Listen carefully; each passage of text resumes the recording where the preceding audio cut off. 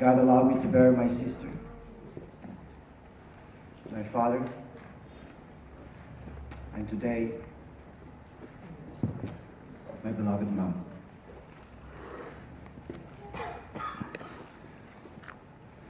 There is one thing that I just want to share with you today as I reflect on this particular experience. The Bible says that life is a gift. Life is a gift. And God called it grace. I read in Psalm 90 verse 10, it says that we live about 70 years, or if we are strong, 80 years. My mom lived for 87 years. She must be very strong. She helped us.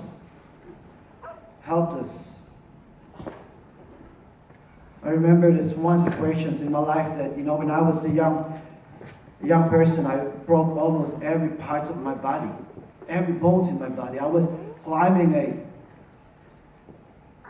an old steel gate, and that gate fell on me.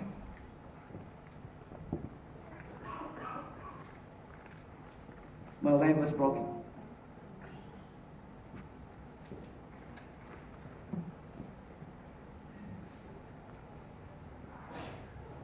And I still remember my mom held me for a long time. She was a very strong woman. Life is a gift. And God called it grace.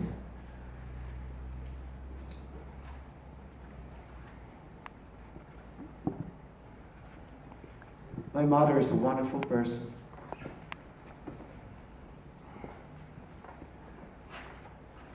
And I believe that you can see the fruit by its tree.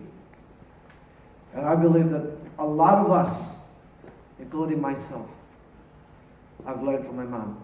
The serving, the giving, the kindness. I'm still getting there, but mom helped us to understand what life is really all about.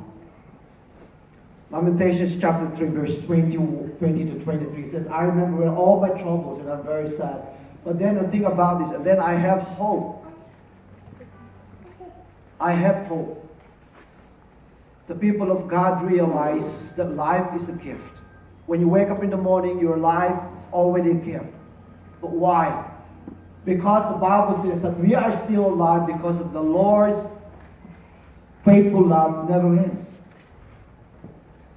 Every day when we wake up in the morning, when we are alive, it's not because we deserve to live, because of God's great love that we're still alive today. And for my mom, her life is a gift from the Lord. And we thank God for her. And that's why we sing praises of God this morning. I've seen a lot of funerals in my lifetime, and there was a lot of sadness. There's a lot of sadness in this place. But there's also a lot of hope. There's a lot of rejoicing.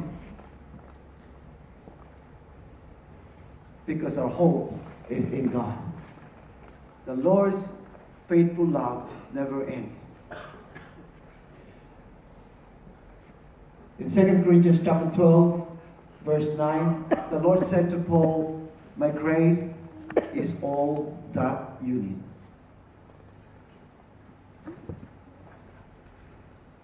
And as we reflect on what God has done for us and for my mom and for our family, my mom provided for us everything, many things.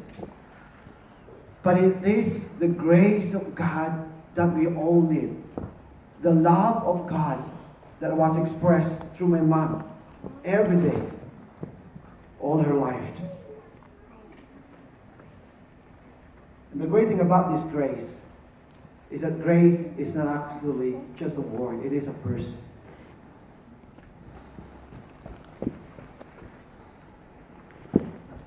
In In John chapter 14, John chapter 1 verse 14 says that the Word, who is Jesus, Jesus became a man and lived among us, and we saw his divine greatness and the greatness that belongs to the only Son of the Father. And Jesus was full of grace and truth. I want to share with you today Jesus. My mom loved Jesus. She goes with me wherever I go. She's my greatest supporter.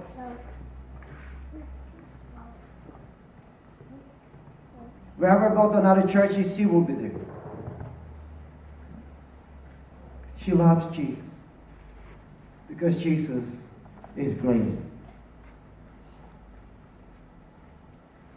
Just want to share with you today as I will reflect about the hope that we have in Jesus, the hope that my mom has. There's three things that makes us rejoice today. And I said this morning that we're not saying goodbye to my mom. We're saying good night. If you look at her, she's just like she's sleeping. Because she is. As far as God is concerned, she is not dead. She is alive. Because the Bible says that Jesus is our only hope for our salvation. Jesus is our hope for our salvation. Jesus is the only one who can save people. Jesus is the only one. His name is the only power in the world that has been given to save anyone. We must be saved through him. You know, remember in the late 1990s, we went to the Philippines. I was with my mom and I said, you know, Mother, what happens if you die today? Are you sure you're going to go to heaven? And she told me yes. She told me that she believed Jesus. Salvation is our only hope.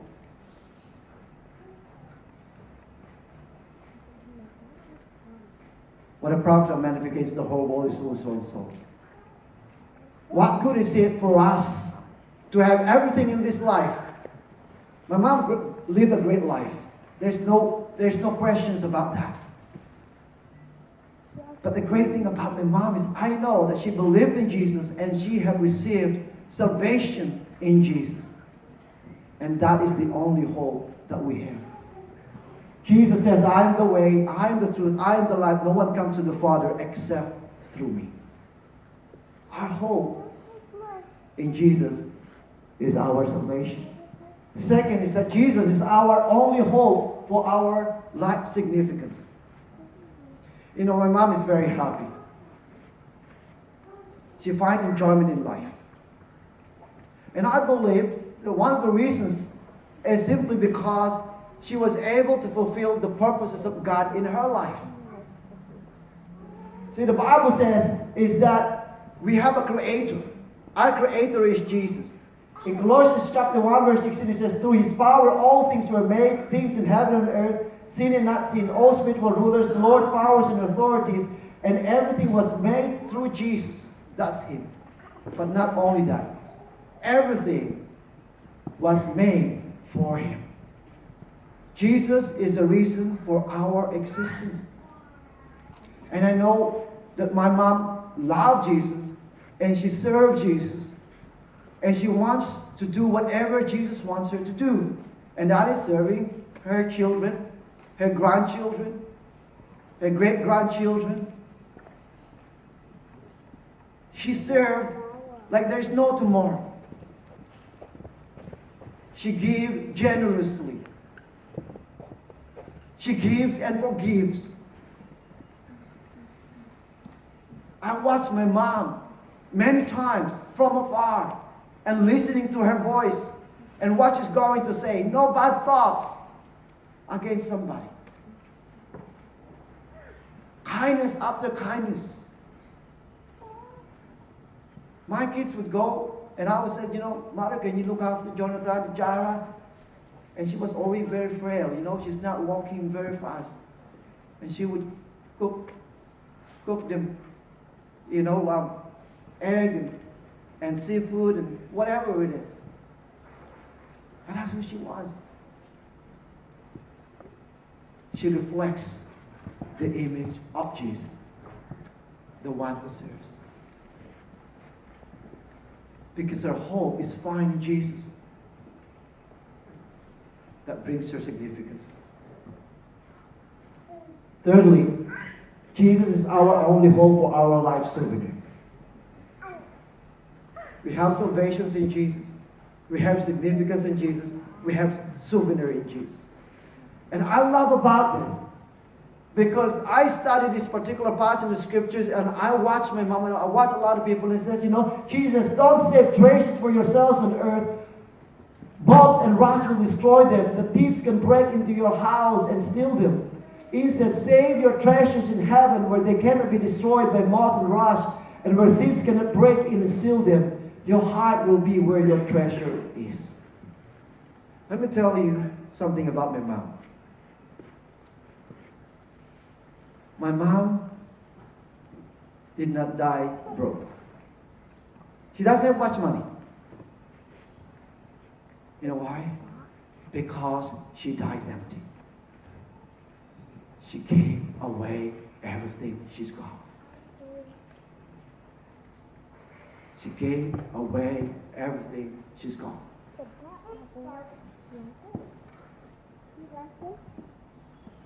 She would just give and give and give.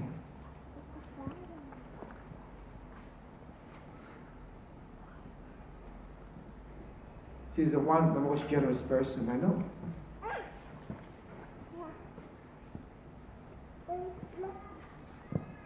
She has 8 children. She has 16 grandchildren.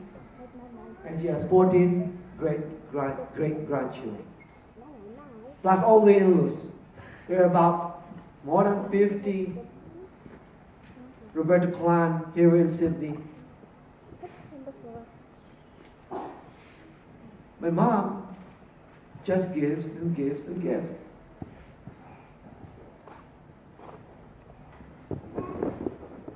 Tirelessly serving birthday parties.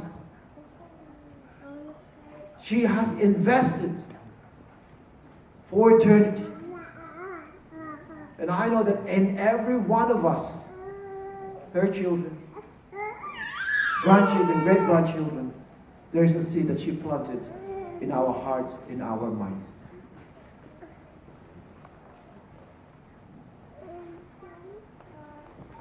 My mom invested so much on my life, her life, and her resources into my life ministry and missions. For 49 years, I will be turning 49 this year. You know, we came to Australia in 1988. And I remember that I didn't want to come to Australia initially. My mom would stay in the Philippines. Some of my brothers and my sisters already came to Australia. But when I decided to go to Australia, my mom went.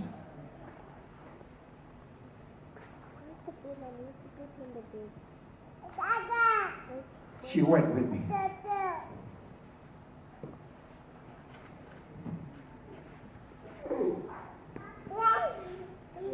When I go to mission, she pays for my airfare because I don't have money. Whenever I do something for somebody, her hands is on it. She may not be there, but she invested on everything, on the many things that I have accomplished.